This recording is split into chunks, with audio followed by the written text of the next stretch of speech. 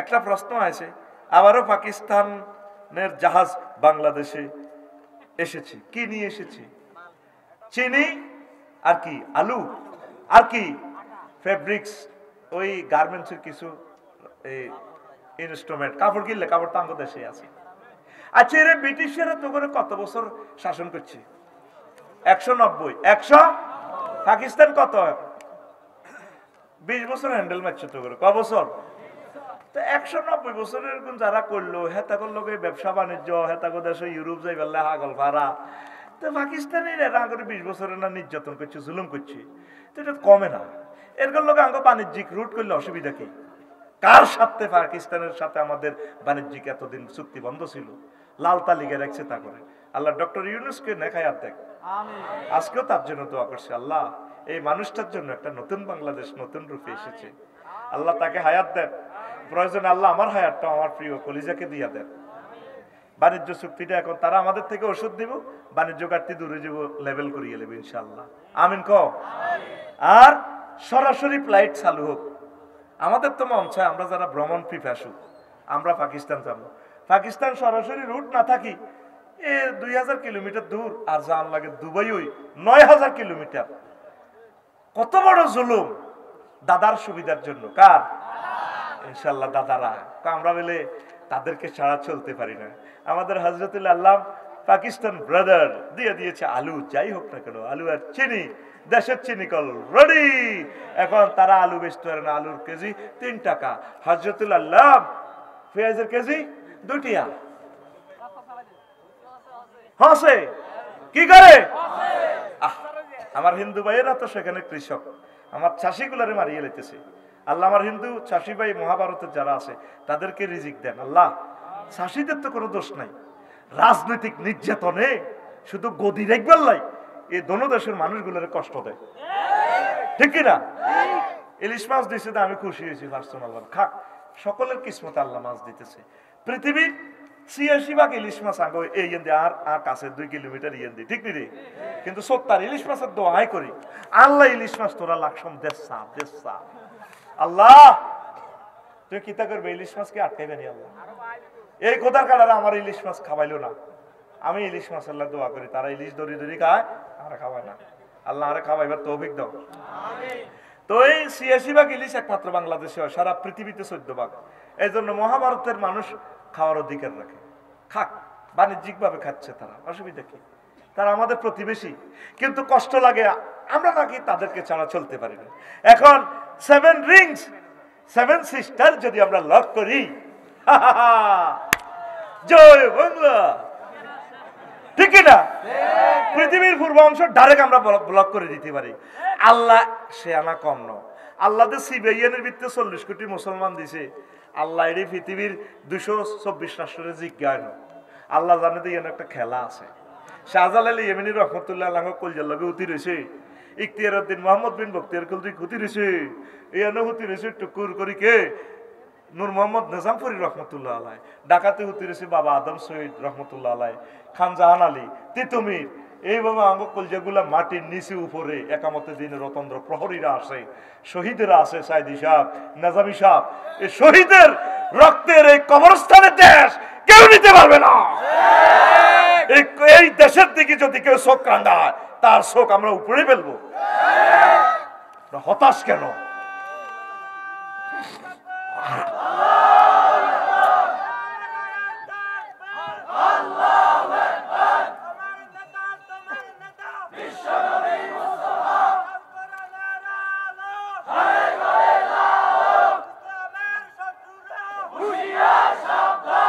এক ডক্টর ইউনূস সাহেবের মতো, এক ডক্টর ইউনূস সাহেবের মতো যদি 50টা উপদেষ্টা এরকম হয়, 66টা ডিসি স্যার যদি এমন হয়, 500 উপজেলা নির্বাহী অফিসার যদি এমন হয়, সচিবগুলা যদি এমন হয়, দেশ মাতৃকার জন্য বেশি নয় 3-4টা বছর কাজ করুক, 1000 বছর আমরা বসে খাইতে পারবো ইনশাল্লাহ। এত নিয়ামত এখানে আছে, কিন্তু আমরা তো মানুষের পর্যায়ে নাই। চাঁদাবাজি শুধু 2টা দিন হয় না বাংলাদেশে, 5 আগস্টের পর কদিন আমি খেয়াল করছি, আমি তো প্রত্যেক দিনে প্রোগ্রাম করছি। 2 দিন হলো চাঁদাবাজি কিরে কিতে হয়ে গেল দেশ, চাঁদাবাজারে কমা কিতে রে আদ বদল করতে করতে দল বার হয়ে বাইয়া পার্টি বার হয়েছে, ইগুন হে বাইর লোক, ইগুন হে আঙ্গ লাকসাম বাইপাস বাইরে হুসুল করে চাঁদা চাঁদা চলতে আছে। ট্রাফিক পুলিশও ডিউটি করে, অটো আটকে রেখছে, আর গাড়ি আটকে রেখছে, রাখেন। তো বললাম স্যার আরে আটকে রেখলেন কা? আমরা ইয়ান্দি জানাত দে কত যাইতাম তো ইয়ান্দি সাইরান অটোতে খাড়াই রয়েছে স্টানের মধ্যে মেন রোডে।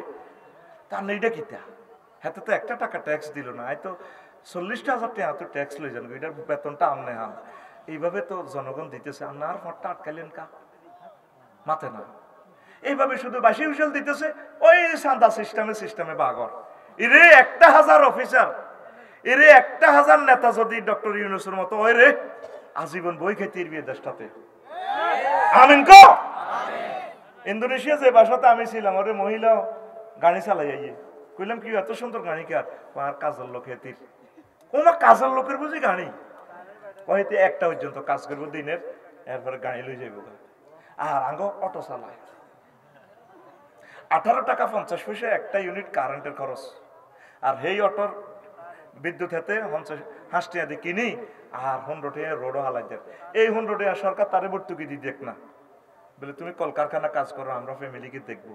এরকম নেতা আর প্রশাসকের প্রয়োজন। আমলাতান্ত্রিক জটিলতার কারণে এই দুর্গতি। ও প্রিয় আমলারা, এই দেশটাতে আপনার ছেলে ফেলে বংশ পরম্পরা এরা বসবাস করবে, একটু কাজ করেন না এদের জন্য। মানুষ পাবেন, নেতৃবৃন্দুর আন্ডারে কাজ করবেন, এমন নেতা আর পাবেন না, আফসোস করবেন। আল্লাহ এই সরকারকে তুমি স্থিতিস্থাপকতা দাও আল্লাহ। অনেকে শুধু তফসিল ঘোষণা লাই বলেছি যে আসরের হর শুধু মসজিদের মিনারার দিকে কান লাগে, বইটা রোজাদার সৈতমাইয়া রোজাদার কলজি হাড়ি যা মাগো কতক্ষণ আল্লাহ একবার কইব সকিনার বা নির্বাচন হলে তো শুরু করিয়ে লাগবে। অন্ত 2 দিন ছাড়া আমার খাইতে আছে, কিন্তু অনারে চান্দা দ্বিগুণ চলে, ঠিক নি রে? একসাথে ইফতারি এবং সেহারি খাই লিব, কারণ ইফতারি খাই যদি ব্যান্ডাচ্ছ সেহারি ন হয়।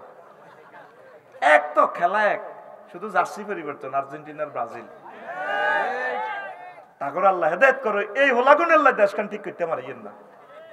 আর প্রশাসকেরা যদি একটু ঠিক হয়, 10% যদি ঠিক হয়, একটা সুন্দর বাংলাদেশ, সকলে মিলেমিশে স্বাধীনতার ফসল ভাগ করে খাইতে পারবে। আল্লাহ সকলের রিজিক তুমি এই দেশে দাও আল্লাহ। হিন্দু, বৌদ্ধ, খ্রিস্টান, প্রশাসক, সেনাবাহিনী, পুলিশ ভাই, শ্রমিক, মালি, মজুর, ফকির, মিসকিন, মেথর, ঠেলাওয়ালা, মুসিওয়ালা, আল্লাহ ফকির, পথকলি, পাগল, মেজনু, প্রত্যেক মানুষের জন্য আল্লাহ তুমি সেম রিজিক আমাদেরকে দান করো আল্লাহ। কাজ করতে হবে। মহাগ্রন্থ আল কোরআন এটা ইনভাইট করতেছে, এইগুলাই সর্বাঙ্গীন ইনসাফ কায়েম করাই হচ্ছে ইমানের অঙ্গ। আল্লাহ আমাদেরকে ইমান সহি রাখার তৌফিক দেন। মুমিনের বৈশিষ্ট্য 18টা, মুনাফিকের খাসলত 28টা। 11টা ওষুধ খাইলে মুনাফিকি দূর হয়। এগুলো একদিন বলে দিব। 10টা খাচ্ছত হচ্ছে